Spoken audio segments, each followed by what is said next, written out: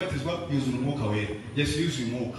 Amuri Matayo ibice 4 umurongo wa mbere. Umwuka niwe wa Yesu kujya mu butayu kugaragazwa n'umwanzi.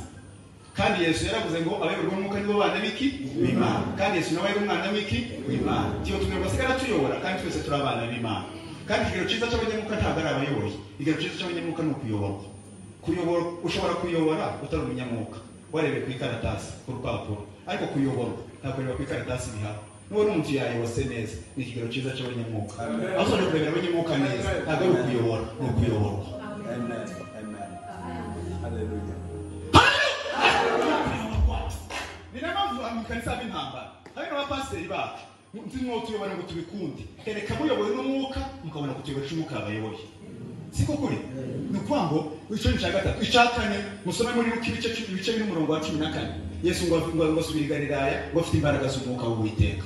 Aho umwuka w'Uwiteka bisobanuye umuti umwuka w'ubushizi bw'Imana. Mose aje kwa Farawo ntabwo ajanye umwuka w'ubuhanga, yajanye umwuka w'Uwiteka, umwuka w'ubushizi bw'Imana. Mwumva ko Yesu nawe imbaraga yakoreshaga ari imbaraga z'umwuka. Asoma mu Baheburayo ibice 9 umurongo wa 14. Hazabo nkanswa amaraso ya Yesu atagira inenge witanze kubw'umwuka w'Uwiteka. Yesu ku musaraba Mose yemeye kuhaki. Yitanze kubw'umwuka w'Imana. Na mu gitondo aho twasenganye nababwiye ngo mugashamba k'igesemana. Yesu yarangije ibintu kabingana. Yarangije ibyaha, arangiza abantu benshi bazomuseka, abadayimoni, arangiza abantu yegere neza bivamo nabambwe areba ibyo bivanze n'amaraso. Ariko ngo sinaje ngiye kwa Mariya, naje ngiye Golgotha. Yesu arakihanganira, arabishobozwa kubera iki umwuka w'Imana. Amen. Muvuge ngo amen. Aho Yesu ijambo bambwira bwa mbere uvuga wa mugabo wogira ikintu uvuga yavuze gute? Yavuze muri Yesaya 61. Siko bwa mbere yavuze mu materaniro. Yavuze umwuka w'Uwiteka ari kuri nje. Waho. Yesu niki cyamuzuye. Mubaye mu bice 8 umurongo wa 11. Niba umwuka w'Yesu Kristo aba muri mwebwe azazura n'imibiri yanyu ifa ku mwuka w'Uwiteka uba muri mwebwe. Yesu sekuye mu mwuka w'Imana. Yesu ni rero ijambo rya nyuma yavuze agiye gupfa. Yabwiye abigishwa be mureke babwize ukuri. Ni byiza nuko kabuto kishaka gapfa, nuko ariko nyine ndikazakera imbuto nyinshi. Ni byiza nuko ngenda umwuka wera kazaza. Mwumva ko iryo jambo yavuze bwa nyuma. Ni rero jambo Yesu yavuze bwa mbere. Azutse. Bya mbere yavuze gutya. Yabwiye abigishwa muze tuzamuke ku musozi arabasezera, babwe mu cyakora muzahabwa imbaraga umwuka wera n'abamanukira. None wowe muvuye muri Kongo uzobaho nta mwuka bikunda. Abantu tuzi gutandukanya icyo bita presence na power. Umwuka kuhaba ni imbaraga z'umwuka. Tuzi kubitandukanya bapasharo. Presence y'umwuka ni kuko ufata isafuriya ukayimenamo amazi. Kana gacupa k'amazi pasta wenda tuvuge ko gaca ugatereka utikashe wenda tuvuge ko ari isafuriya. Tumubona ko amazi ari muno. Umwuka ni umwuka wameze muri twebwe kuwa mbere. Nuko ameze muri twebwe kuwa kabiri kuwa gatatu kuwa kane. Ibi ngiye gusa kubona abantu bo kutazakira ibitire basaze umutungo bakicara hasi. Izi ni imbaraga z'umwuka. Nuko ngo byazahuye na senti n'abandi bantu benshi bigasheba. Ariko imbaraga z'umwuka ugomba kufite presence n'amagambo biratandukanye. Birava mu mwego muri insengero ziki. Ta kumabwa nta nijo igihe cyose muri insengero z'umwuka. Uri muri peace uri umunyamwuka. Uri kumwe n'abantu uri umunyamwuka. Wahura n'umukungu bakagaragara imbaraga zabo. Muvuge ngo amen. N'umuntu uzobona umwuka wera w'Imana. Twahawe umwuka kubera ibintu byinshi cyane. Icyambere buri umwuka agira icyo bita para epi na en mu kirimi cy'Ikigiriki. Para ni ukutwemeza ibyaha. Muri Yohana 16:8 nazo zaremeza ibyo cyane by'amateka. Umwuka ntatiye. Umuntu wese ku manyanga yiwe umwuka azayamubwira. Icyaka biri en aziyegeze muri twebwe azabamo. Epi azatwuzuza imbaraga. Muri Luka 24 aho Yesu yabwiye abigishwa ngo ndagiye mbabwize ukuri musobanukirwe ibyanditswe niko yababwiye mbere kwanza ati ko muzahabwa imbaraga umwuka wera n'abamanukira muzagenda mu mahanga yose i Yerusalemu na hehe abarakora ko tugibute ko kuvuga ubutumwa bwiza tuba tubaza Imana aho tugiye kuja mware bicuritse muzamubaza Imana aho mutagomba kuja yatuye ngo tugende hose aho tugomba kwibaza rero naho tutagomba kuja ariko twemere kugenda hose ariko tuba aho tugomba kuja no kubicurika. Mwanga amen. Amen. Ese ko mwandakare. Muri hano?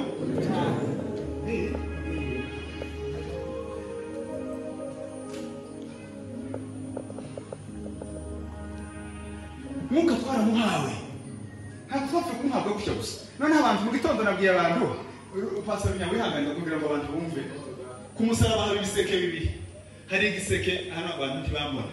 Ku musaraba hari ibiseke bibiri. Ibitebo. Tumusku umusaraba mweza gutya. Hari igitebo kiri aha ngaha cyo kuza ukajugunyamo ibyaha byawe. Hano ku ruhande hari igiseke cyo gutoramo ibyo ugomba kuzokora. None dufite abantu bageze ku musaraba bajugunya ibibaremerere baratoroka. Baratoroka. Benshi baratorotse. Ariko aha ngaha ku ruhande Bibiliya yamivuga ngo ushaka kumburikira ikorere tuba umutwaro tukahatora umutwaro.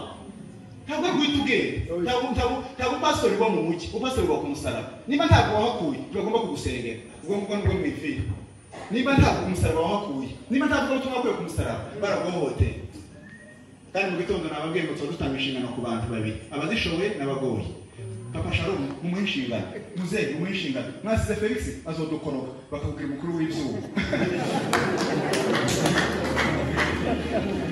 kuko dufite abantu hanga bafite inshingano kubera gusa ko bagoye kumwege ko bikanisa rituze ari yitaje zimaze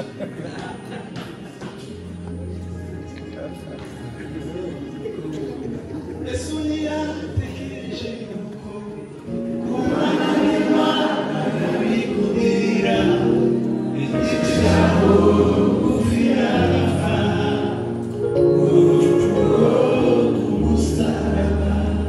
Imani mukizi cy'isura ayakirose kandi mizose zature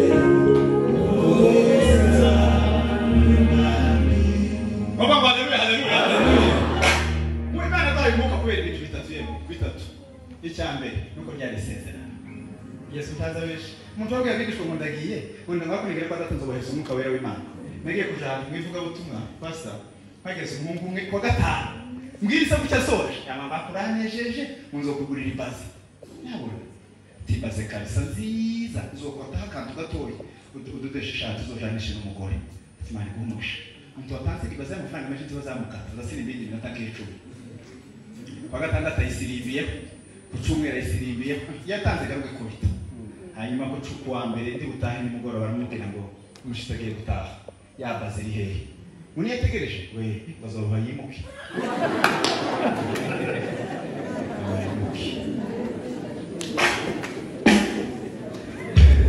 Yesu gatanga umugabo muri Kenya bazabwiza tokora impamvu Imana ariyo kwizerwa Yesu bw'ibyo yokora kandi ari kubikorera bakora ibintu amen ubwe ngo amen Yesu bw'ibyo yogira gute yokora kandi ari kubikorera bakora gute dufite abagabo bano bazavuga ibintu batokora kazavuga ikintu cyagikore yavuga ikintu cyagikore barazwi cyangwa amafaranga tashike erezo umuntu ikintu tigishike kubera ko twagushize mu mugozi wafashe imiterere ya Yesu yaravuze ngo mwabaga musimo babeshi nabasezeranye ko ningera kwa data nzoboheza umwuka wese umwuka yari kwera ko isezerano ry'Imana uvuga ngo amen isezerano ry'Imana umuntu ufite amasezerano meza umuntu ufite konti nicyo kimwe na konti neza ngiye gushaka umugore yarabari ngo ufite amasezerano nyabona njyewe ntubone burya zoza nje mu minembwe njicaka mwene n'indege hanze iki navuze akantu k'indege yamaje kuryamira kitarage mbese yaba kunyereza ubukene dufite hacamo indege abona n'ibyo wakunda umunsi wa mbere nayigiyemo namubikije tike ya retour ngaho ubitse inotike yazabura aho yibika munsi y'igitanda bika ni igipapuro gisanzwe kubera yazo mfite isezerano ritosora izi Imana yakubwiye izobikora Imana nziza benshi Muvuge ngo amen. Amen. Nimufite n'utupuri duke n'utwa abantu Imana yacu ndizibesha. Ntabwo izibesha. Jewe sinabwe ko nimusese. Nambe ndi Kigali niho nakuriye nagize primaire mu wa mbere primaire. Ndahakurira. Umunsi umwe mvuye gusenga mbona na Apotre Christophe. Amfata abantu gutya ku ijosi Imana namubwira ngo uzoga muri kino gihugu cy'u Rwanda. Ni cyiza ariko kuri wowe ubu havuye. Nujya hanze mu gihugu cy'Ubuganda uzoshaka umuhamagaro wawe uvuga butumwa uzuzura. Ndaza ndimbarara nkamara imyaka 2-3 bivuga ubutumwa mbona natangiye mbona ndashatse niko gusubirayo kimwe nabyo cyari cyaranga none Imana yatunze benshi tuzatamavuze tudushakashaka Imana yamubwira ikintu amazi mu maki Imana twakure ntabwo ari nyakinyoma yabwiye abigishwa ngo ndagenza ubuhereza umwuka we icyakabiri nuko ngo tumenyeshe ukuri umwuka w'ukuri nazagera gute uzamuzamenya ukuri kandi ukuri kuzabatu ni bya jambo navuze abantu bari mu kugenda muyoba nimba ari byagucanze wabashije umwuka we ati ibintu uko biteye ni ibinyabaki mwuka kubwira ngo bereke n'ibyo abantu bifate n'ivy'Imana icya gatatu ni garanti ni avance mwimenyetso bigaragaza ko Yesu azogaruka kudutwara nuko adusigira umwuka kuko iyo mutagiye kugura ishati azagera agasanga afite amafaranga atuzuye akayahereza ucuruza amashati ati nzagaruka nguhereza yandi uhereza ishati yanjye uryo muntu wayisigaye ntazayigurisha nawe ntuzuyitwara bazayishira ahantu gutya nko gutanga avance niko umwuka yaje umwuka yaje kugira ngo adufate nk'avance igihe impande izovuka abanyamuka nibo bazumva dufite abanyamwuka bari mu kabari nawe ngo kimuntu ayibeteza sabo uza guforoda wishe ugasinda tutaturi kumwe uko dandabira no mu muhana ibyo ngibyo se bimaze iki humweraga mu muhana n'umuntu ukaza kudandabira na hafi kuzuja kumwe wihishe ukisha kwamije icupa hano wasinda akabuka uzamudandabira muri quartier aho imwe na muri quartier nanone bikagira inzira abantu bamwe ubwira niba gutaza umwuka twasigiwe ntaza kwigisha ngo kugira ABCD twaramuhagurira mu tuze twera imbuto muzosome muri Yohana 15:16 mugende ariko mugende mwamwera imbuto muyandi magambo kugenda uteza imbuto ni ukutagenda kugera hanga ngasiga nivyo ngasiga nsambanye tacanzanye yagaciro ko kuza hano nuko mpagira ngakora canzanye nkanera n'imbuto kugira ngo gusenga kwanyu kugira gute gusubizwe habanze imbuto bakabona gusenga cyo tutacha gusenga nta mbuto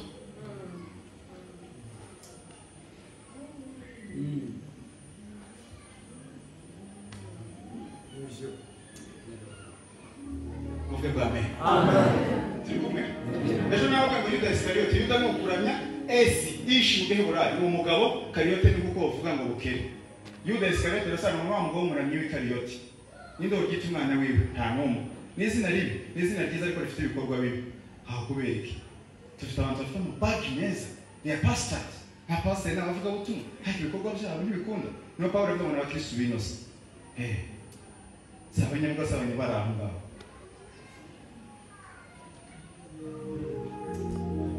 Kumako dufite kanisa ry'abanyamuka cyiza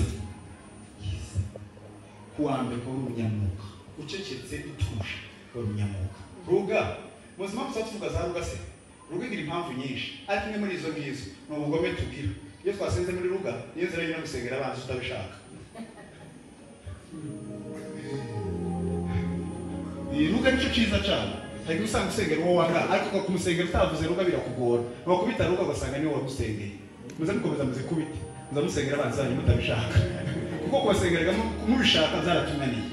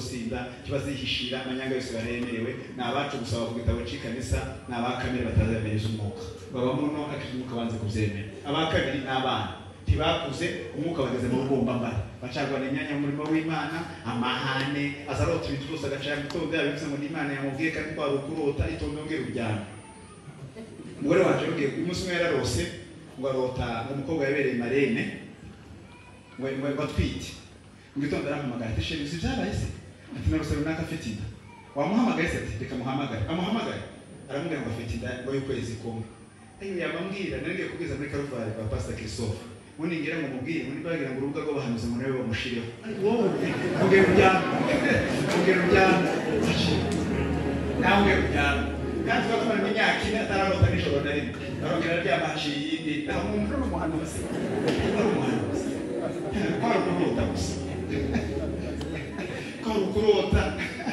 kwari kurota gusa n'ijoro rimwe gusa byamuguyeho nuko cyako zaririmbira rimwe yarose ngo Trump ari wo muyobozi baba barose batora amababa baramajwi nuko nguko nabana impano zije gufunika gutyo akamayisaka itonde banzikure izopfa itonde izopfa impano zibaza ba expose bazarindika banzika kuri gafata kuko ikiza kigize impano utagomba kubwiriza ikishize no mpano yanjye naho mutazamubona none iyo hadahari umuntu ataragira imbaraga zo kuhagira nta mpamvu yo kuzana impano mu muhanda izishira vuba mbagira inama nziza hakaba nabone ba bebe spirituel n'abanyamwuka hako cyafite akavuyo ntabanga bagira amashari kibazo gukemura ibibazo bari bameze ukuntu nyine ariko n'abana aho bamaze kubagarura mukaza mu bahutaza niba bebe spirituel hakaba n'abandi noneho imbuto n'izo bakora biratandukanye n'aba Paul n'aba Kefa muramenye amadini cyane kuruta muri aba Kristo mukamukunda Mari mugakunda vision kuko mukunda Imana muranuka inyoma maze mukunda Imana izotuma tubana neza nazo sese abantu babwira mu ijambo ry'Imana tuza turisoma ibi ngitwa turebamo narisomye nukurebamo wimutarwaye amaso aza kwa muganga yagera bakamuzanira itara rimeze nk'akanga n'umwana arimo kumva igitara kinini bakavuga ngo rebamo ukamukano ukarebamo bakamubaza bikaba kikubwira ngo urwaye amaso ubwo se warebye mu cyangwa cyakurenzemo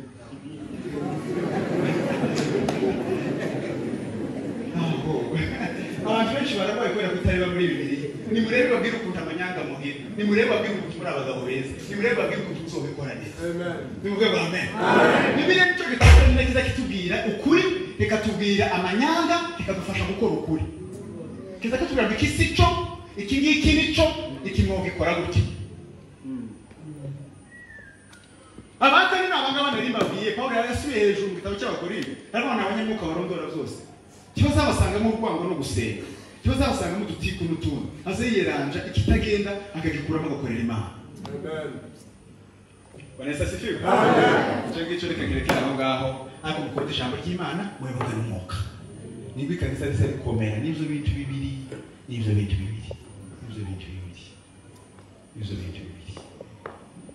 abapastori baranga kandi bibazo mugirana n'abayumbi nuko muza mugira ubutaka bwo gusenga abayumbi basenga Imana ikavuga kandi ando gukomeza gukora ibyo Imana yabwiye utaruhari biza bigora ariko bivuga namwe muri kumwe ubafasha kubikora nuko gusa ntakiri ariko zuba kwepa muri bagende basenge iyo bagiye kubwiriza ivuga hani bagire mu basenga muri kanisa karindwi urahakana niba kubwira gatatu kandi uzogirana intambara ariko niba uvuga uhari uzobabwira uko babikora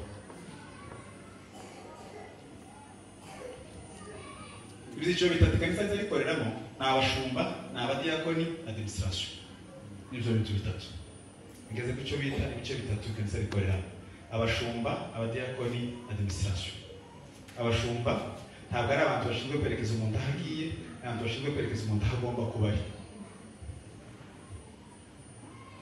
bivuga neza ntabwo abapastori ari ukubona Felix Jeje wakwa arimo guhota nshaka kwicara kuri note ndashaka kuba pastor no ni mumfata ubwoko munsubize bakuye ngo turacawe ngo murayiki ntabwo ari gusunikira umuntu aho yerekeje no kumusunikira aho agomba kuba ari mushumba w'umunyamoka atamenya ngo ingo yobiki ariko tuwoka ingeke none umuntu wese ashaka afite inyota yo kuba kibi uzomufashe kuba ahagomba kuba ari abadiyakoni ni abantu b'abanyamuka beza mu gitondo nabavuze babwira ko ari abantu bagomba kuba ari abanyamuka mukaza mwicara mutora umuntu uzoduha meza muzi ko ameza tubuyamo tukarwara apfe ko gusa ari umuntu uraho impamvu babwira ko nigeze kuba mwikanisa bazagura meza ku wa mbere sinzaka bakaza bayatwara